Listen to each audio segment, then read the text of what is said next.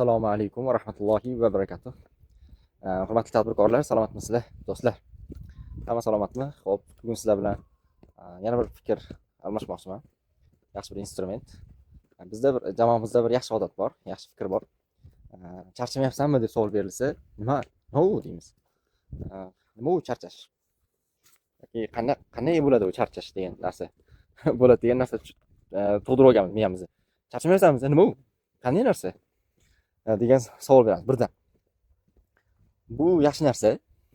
Xo'p, o'zi qaraysizlar, lug'atimizda bor so'zlar bizni hayotimizga ta'sir qiladi. Emotsiyalarimizga, hissiyotlarimizga, qarorlarimizga ta'sir qiladi.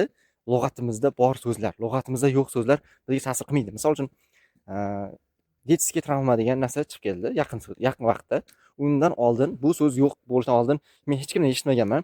Men detskiy travmam bor-da degan bir bobo-momolarim bilan gaplashgan bo'lsam, birortasi bir detskiy travmam bor demaganda.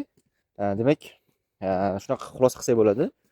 Demak, bizda bor lug'atlar biz hayotimizga ta'sir qiladi. Keyin yo'qsa-da, buni qanaqa chiqib ketsa bo'ladi bundan. Bu hayotimizga har bir kirib kelayotgan lug'atga e'tibor berishimiz kerak. Detskiy travma degan so'z kirib keldimi, bo'ldi. Demak, bu bizning hayotimizga ta'sir qiladi. Detskiy travmam bor, detskiy travma. Yaqin so'z yana kirib keldi. Stress degan so'z kirib keldi. Hammadan so'rasangiz, nimaga qiynalyapsan siz? Stressdaman. Siqilyapman, stressdaman deydi.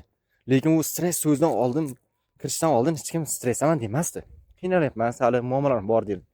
Ya'ni hayotimizga kirib kelayotgan har bir so'zga ehtiyot bo'lishimiz kerak. Bizni lug'at boyligimizga kirib kelayotgan so'z o'zi bilan juda ko'p narsani olib keladi.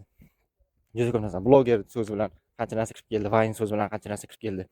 Shuning uchun bizni zararimizga ishlaydigan, bizga zarar beradigan so'zlarni chiqarib tashlashimiz kerak. Charchash chiqarib olishimiz kerak. Stress chiqarib olishimiz kerak. Detskiy travma chiqarib olishimiz kerak. Qila olmayman chiqarib tashlashimiz kerak. Qilib bo'lmaydi chiqarib tashlashimiz kerak. Ya'ni bizga zarar keltiradigan so'zlarni chiqarib tashlashimiz kerak hayotimizdan. Shunda hammasi yaxshi bo'ladi, xudo xolasa. Demak, bizda lug'at boyligimizga kirib kelayotgan yangi so'zlarga ehtiyot bo'lishimiz kerak. Shu paytgacha bor so'zlarni ham filtrlashimiz kerak. Zarar berib turgan so'zlar ham bo'lishi mumkin. Rahmat.